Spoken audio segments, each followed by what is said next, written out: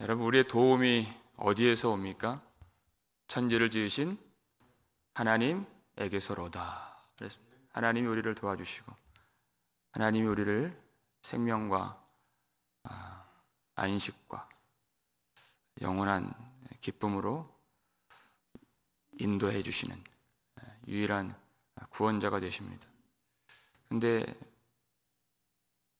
유다 백성들이 도움을 구하려고 애굽으로 내려갔지요.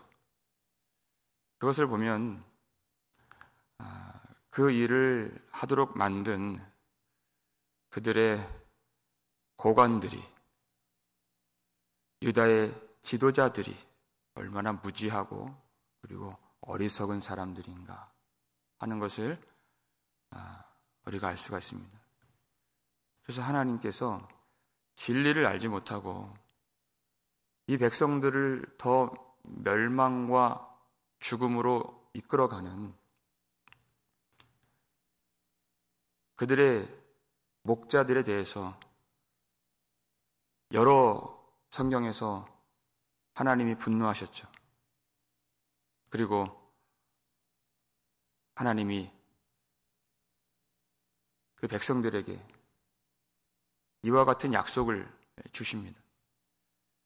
1절 말씀을 보시면 읽겠습니다. 보라, 장차 한 왕이 공의로 통치할 것이요 방백들이 정의로 다스릴 것이며. 아멘. 이스라엘의 근본적인 문제는 하나님의 법을 듣기 싫어하는 것. 또 한 가지를 든다면 리더십의 문제였습니다. 그들의 지도자들은 애굽으로 가는 것이 소망의 빛인 것처럼 그렇게 전했지만 실상 열어보니까 멸망의 어둠이었습니다. 그들을 망하게 하는 길이었습니다. 하나님의 말씀을 물리치고 간 그 길은 그들을 죽게 만드는 그런 길이었습니다. 그들은 하나님의 뜻을 알지 못하고 그들이 포도주와 독주에 비틀거리면서 이상을 베풀지 못했다 그랬습니다. 하나님께로부터 말씀을 받아서 전하지 못하고 가난한 자들의 물건을 억지로 탈취하고 재판할 때에는 뇌물을 받고, 그러니까 판결이 어떻게 되겠습니까? 이 사람은 죽어야 할 사람인데 이 사람이 살게 되고, 이 사람은 억울한 사람이고 살아야 될 사람인데 이 사람이 죽게 되는, 그렇게 재판을 하는 지도자들.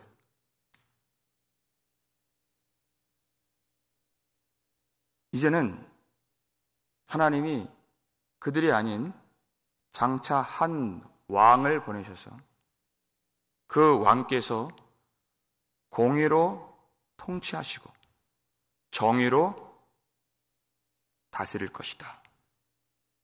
공의와 정의, 시편 89편을 보게 되면 공의와 정의는 하나님의 보좌의 두 기둥이라고 했습니다. 하나님의 통치 방식을 말하는 것입니다. 이렇게 통치하면 그 백성들이 하나님이 받으실 만한 열매를 맺게 되는 그 통치 방식. 공의라고 하는 것은 공의와 정의, 짝을 이루어서 성경에 아주 무수하게 많이 나오는 개념이죠. 짜데카라고 하는 것이 의, 공의예요. 그 왕이 그 공의로 통치하신다. 올바름의 기준. 올바름의 기준은 어디에서 나올까요? 하나님과의 바른 관계에서 나오는 것입니다. 그러면 그 공의가 행해지면 나와 하나님과의 바른 관계가 있으면 나와 이웃과의 바른 관계 속에서 사랑이 베풀어지는 것이. 이를테면 출애굽기 22장을 보면 가난한 자에게 돈을 구워주는 내용이 나옵니다. 돈을 빌려줘요. 이자를 받지 말라고 했어요. 근데 그 옷을 저당 잡을 때가 있는데 하나님의 율법에 보면은 뭐라고 되어 있습니까? 해가 지기 전에 그 저당 잡은 옷을 그 가난한 자에게 돌려주라. 돈이 중요한 것이 아니고 그 사람이, 이웃이 더 중요하다. 그가 얼어 죽지 않도록 그 옷 한 벌밖에 없는 그 친구에게 그를 돌려주라. 여러분, 이 율법을 행하는 것이 뭐가 나옵니까? 사랑이 나오는 것이. 이게 공의예요. 그렇게 함으로써 나하고 하나님과 바른 관계가 증명이 되는 것입니다. 그러면 나하고 그 이웃과의 사랑이 베풀어지는 것이. 그러면 그 안에 짜데카, 하나님과의 그 바른 관계 속에서 주어지는 의의가 나타나게 되는 것이. 그 사람을 보면서 넌 의롭다, 믿음이 있다, 하나님이 이렇게 인정하신다는 것입니다. 이게 의예요. 정의라고 하는 것은 미슈파트라고 하는 것입니다. 하나님의 법이, 율법이 제대로 삶 속에서, 이 세상에서, 이 나라에서 작동될 수 있도록 재판을 하는 것, 시행시키는 것, 그것이 미슈파트, 정의예요. 여러분, 이 법이 제대로 작동되면 이 땅에 억울한 사람, 또 부정한 일, 거짓된 일, 부패한 일, 이런 것들이 다 사라지게 됩니다. 여러분, 이 재판할 때 그 사람의 외모를 보면 되나요, 안 되나요? 얼마나 이 사람이 권력이 있는지, 얼마나 많은 재산을 가졌는지 보면 안 되겠죠? 뇌물을 받으면 안 되겠죠? 그러면은 하나님이 말씀하신 그 정의의 나라가 오지 않아요. 그러니까 그 말씀 주신 대로 율법이 온전히 고스란히 그 땅에 적용될 수 있도록 시행하는, 재판하는, 그것이 바로 미슈파트, 정의. 그걸 누가 행하십니까? 하나님이 보내시는 그 왕께서 그 공의를, 정의를 이 땅에 심으시고 하나님의 통치 방식으로 그 나라를 다스려 주신다. 그 왕을 보라 그랬어요. 그 왕을 사모하고 기다리라. 그러면 어떤 나라가 되겠느냐? 2절 말씀 보세요. 읽겠습니다. 또 그 사람은 광풍을 피하는 곳, 폭우를 가리는 곳 같을 것이며 마른 땅에 냇물 같을 것이며 곤비한 땅에 큰 바위 그늘 같으리니. 아멘. 이 땅에 공의와 정의가 메말라지면 지금 유다 백성들이 그 일을 겪고 있죠. 이 땅은 오직 비참과 슬픔과 고통과 신음밖에 남는 것이 없는 괴로운 땅, 죽음의 땅이 되는 것입니다. 그러나 그 한 왕이 오셔서 하나님의 공의와 정의를 이 땅에 심고 베푸시면 이 땅은 하나님 나라의 안전과 화평과 기쁨으로 충만해지게 되는 것이, 하나님의 은혜가 강물처럼 흐르게 되는 것입니다. 그 왕께서 오시면 모든 곤비한 자들이, 가난한 자들이 그 안에 피해서 숨고 안식할 수 있는 피난처가 되신다 하는 것입니다.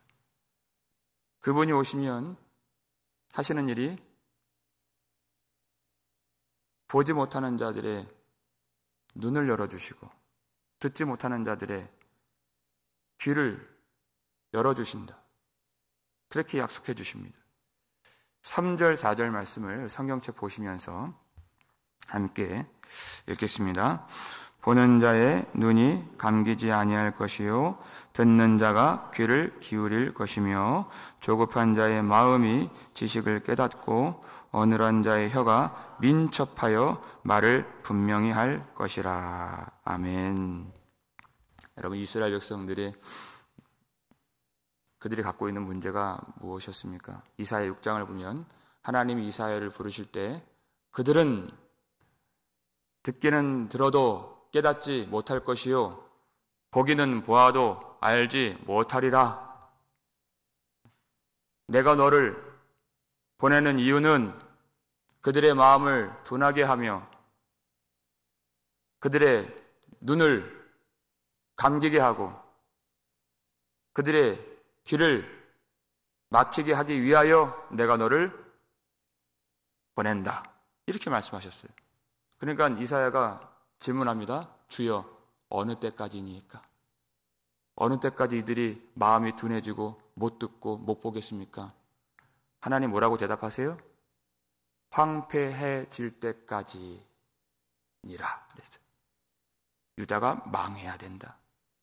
그리고 나서 내가 한 왕을 보낼 것이다. 이것이 하나님의 뜻입니다.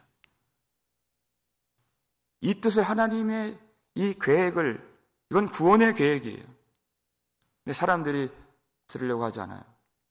실제로 유다가 망하고 나서 때가 참에 그러죠? 갈라디아서 보니까 때가 참에 하나님이 그 왕을 보내주신 것이에요.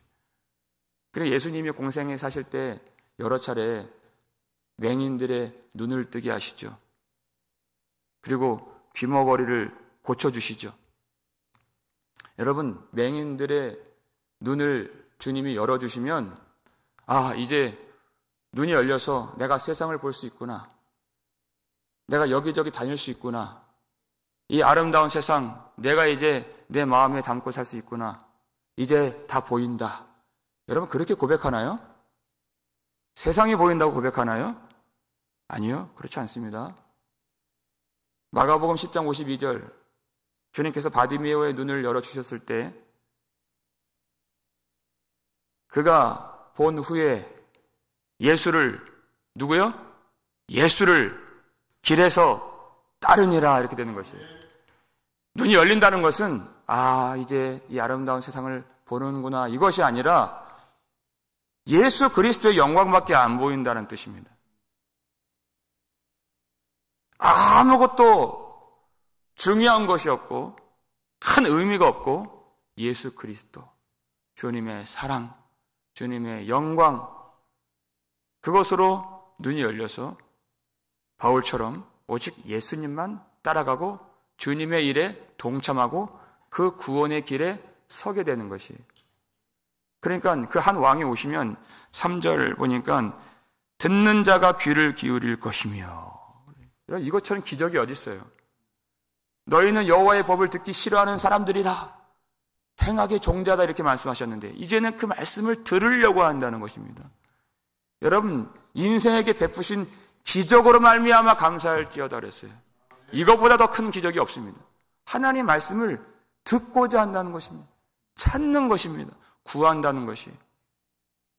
그러니까 맹인의 눈을 열어주신다는 것은 그 육신의 눈을 고쳐주신다는 그 의미가 아니라 그 마음을 고쳐주셔서 참으로 하나님 사랑하는 주님의 백성으로 고쳐주신다는 것입니다.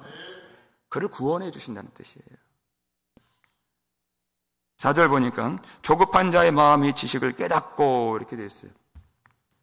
믿음이 없으니까 조급해서 하나님 말씀이 이건 현실로 실상으로 보여지지 않고 내 눈에 보여지는 내 마음속에 가득 차 있는 세상이 나의 도움인 것처럼 보여졌잖아요. 왜? 두려우니까, 마음이 조급하니까. 그런데 그들의 마음이 이제는 참된 구원의 지식을 깨닫고 구원의 길로 행할 수 있게 되는 것입니다.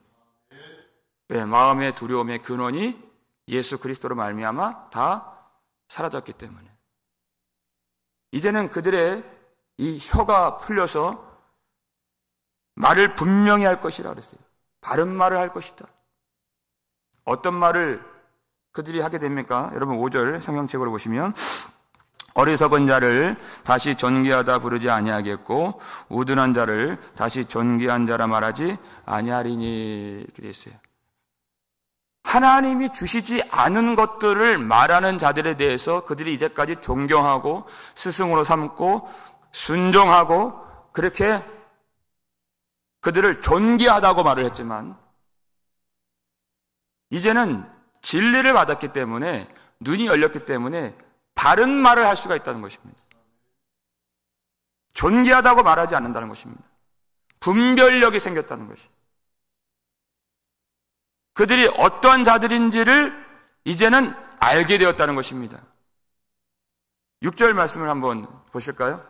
읽겠습니다. 이는 어리석은 자는 어리석은 것을 말하며 그 마음에 불의를 품어 간사를 행하며 패역한 말로 여호와를 거스르며 줄인 자의 속을 비게 하며 목마른 자에게서 마실 것을 없어지게 함이며, 이렇게 되어 있어요.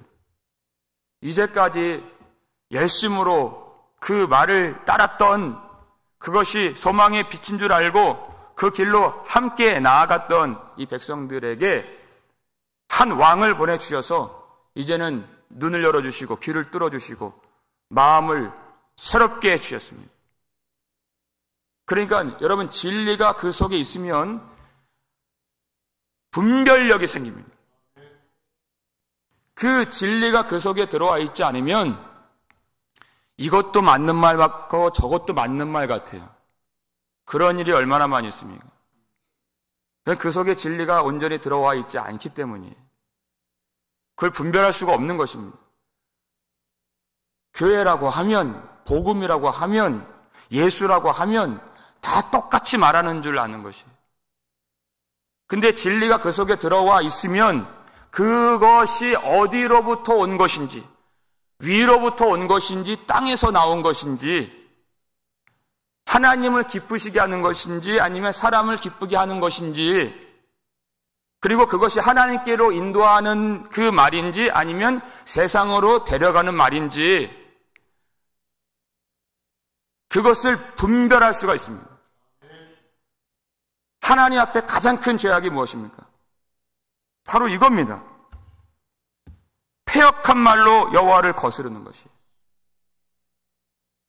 왜냐하면 그렇지 않아도 곤비하고 목마르고 줄이고 피곤한 백성들인데 그 말씀을 더 가려서 그 말씀을 생명처럼 여기게 만들어서 이사야 5장 20절 말씀처럼 어둠을 빛이라 하고 빛을 어둠이라 하고 거짓을 진리라 하고 진리를 거짓으로 하고 그렇게 만들어서 그렇지 않아도 이 도탄에 빠진 백성들을 더 줄이게 만들고 더 비게 만들고 더 죽게 만드는 그 패역한 말이 얼마나 하나님의 영광을 가리고 하나님을 거스르는 패역한 일이 되는 것인가 하는 것이에요.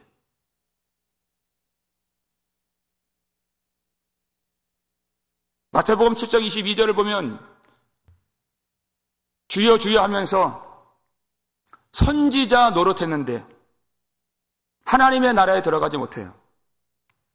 선지자 노릇을 했는데. 왜 그렇습니까?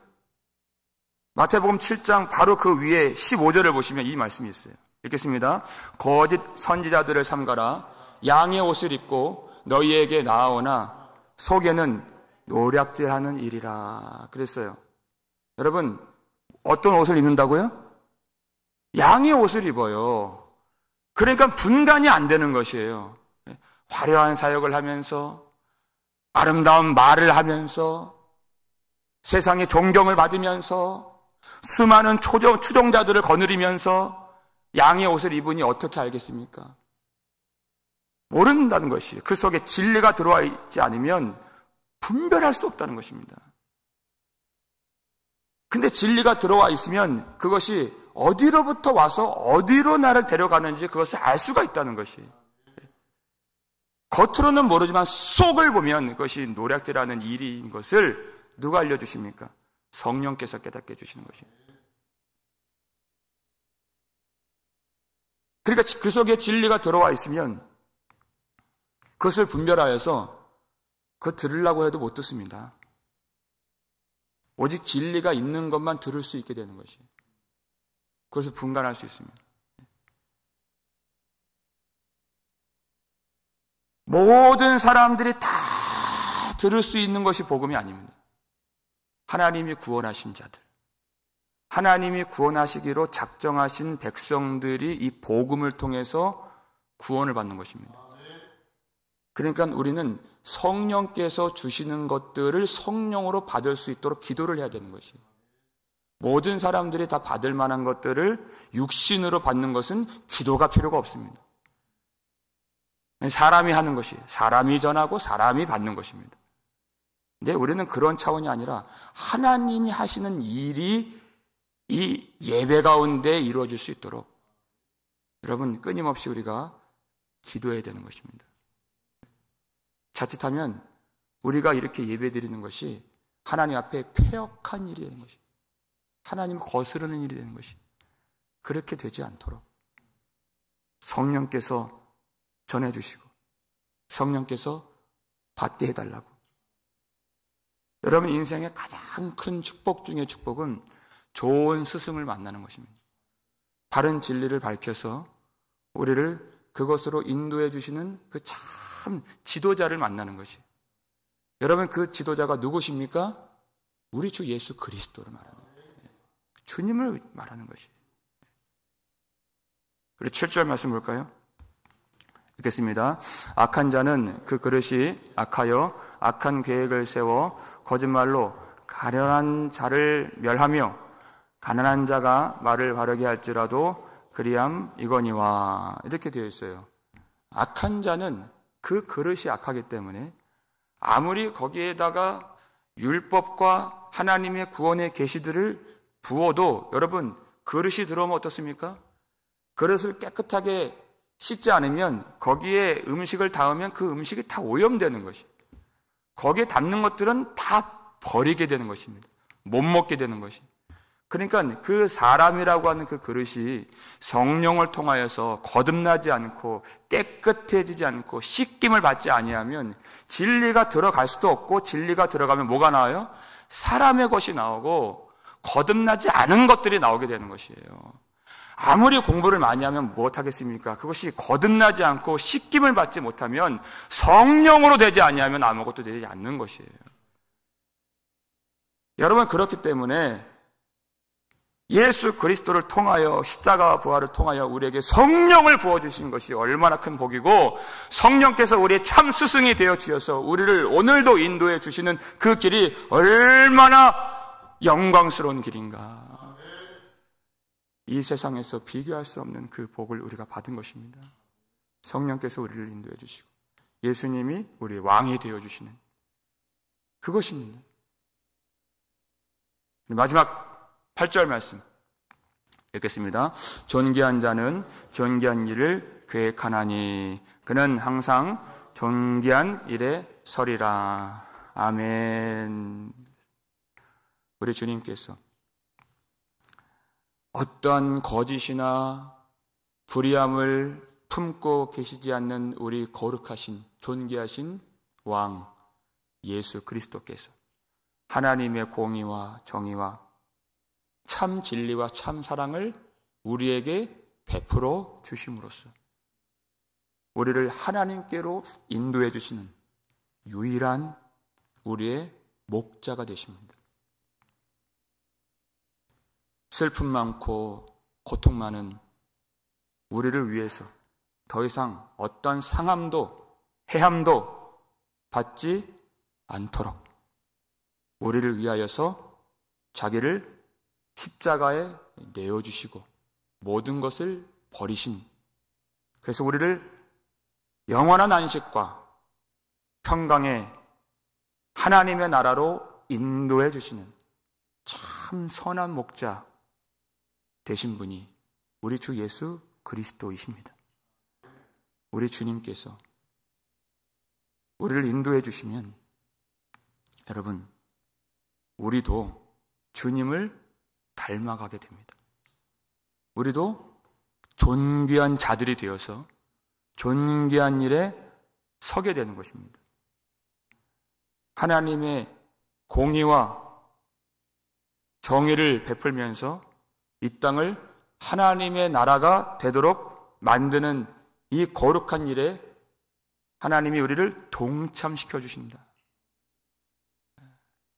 주님의 택한 그릇이 되어서 우리 안에 하나님의 진리와 은혜를 담고 이 땅에 하나님이 우리를 보내주시고 종으로 세워주셔서 많은 사람들이 하나님의 긍휼과 사랑이 무엇인지를 깨닫고 아버지께로 돌아올 수 있도록 하나님이 우리 복음장로교회를 세워주신 줄 믿으시길 바랍니다.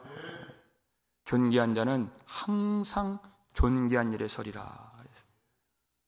우리 존귀한 왕께서 항상 우리를 세워주시고 우리를 포기하지 아니하시고 우리를 도와주신다는 것입니다. 하나님의 일은 절대 실수가 없고 절대 중간에 어그러지지 않습니다. 포기하지 않으십니다.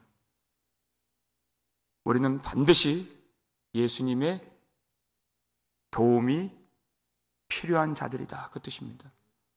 오늘도 이 말씀을 통해서 우리를 가르쳐 주시는 참 스승이신 성령의 은혜 속에서 우리를 통치하시는 예수 그리스도의 은혜 속에서 그 은혜를 힘입고 우리도 정의와 공의를 행하면서 하나님의 거룩한 백성들, 존귀한 자들로 세워질 수 있기를 주님의 이름으로 축원합니다. 우리 아버지 하나님 감사를 드립니다. 하나님, 슬픔과 고통과 눈물이 가득한 인생들 버리지 아니하시고 하나님의 영원한 안식과 기쁨, 평강의 나라로 인도해 주시기 위하여서 우리가 도무지 바랄 수도 없는 중에 장차 한 왕이 오신다고 약속해 주셨고 십자가와 부활을 통하여서 성령의 강림하심으로 예수 그리스도의 통치를 오늘도 받을 수 있도록 주님이 그 일을 다 이루어 주셨사오니 하나님, 이 복과 특권과 은혜를 잊지 아니하고 하나님께 영광을 돌리며 주님이 가르쳐 주신 구원의 길로 민첩하게 행할 수 있는 거룩한 주의 백성들이 존귀한 자들 될 수 있도록 도와주시옵소서. 항상 우리도 존귀한 일에 설 수 있도록 우리를 붙들어 주시옵고 하나님의 뜻과 목적과 우리에게 주신 사명과 권능이 무엇인지를 깨닫고 그 은혜가 무엇인지를 알아서 날마다 우리 주 예수 그리스도를 의지하면서 우리도 공의를 베풀어서 긍휼과 사랑으로 이웃들에게 행하고 또 정의가 이 땅에 시행될 수 있도록 예수 그리스도를 바라보면서 복음장로교회를 통하여서 이 땅이 회복되어 하나님 나라가 되는 그 일에 우리가 충성을 다하고 헌신하여서 하나님의 뜻이 하늘에서 이루어진 것처럼 땅에서도 이루어질 수 있도록 우리가 기도하며 헌신하며 주님께 모든 것을 맡기며 믿음으로 살 수 있는 존귀한 자들 되게 하여 주시옵소서. 우리를 통하여서 하나님 영광을 받아 주시옵고 예수 그리스도의 지도와 참 스승 성령님의 인도하심을 따라서 우리 모두가 한 몸 되어 주님의 길, 구원의 길로 올바르게 나아갈 수 있도록 날마다 우리를 붙들어 주시옵고 성령의 능력과 지혜를 베풀어 주시오며 하나님 연약한 자들에게 힘과 능력을 더하여 주셔서 끝까지 승리하며 주님 앞에 나아갈 수 있도록 우리와 함께하여 주시옵고 하나님의 모든 구원의 계획들이 우리가 분명히 반드시 이루어질 것을 믿사오니 그 뜻대로 주님께서 홀로 행하여 주시오며 하나님만 바라볼 수 있는 그 믿음을 날마다 더하여 주시옵고 모든 성도들 환난과 핍박 가운데 하나님의 위로하심을 받으며 넉넉하게 오늘도 승리할 수 있도록 축복하여 주시옵소서. 감사를 드리고 우리를 구속해 주신 예수 그리스도의 이름으로 축복하며 기도하옵나이다.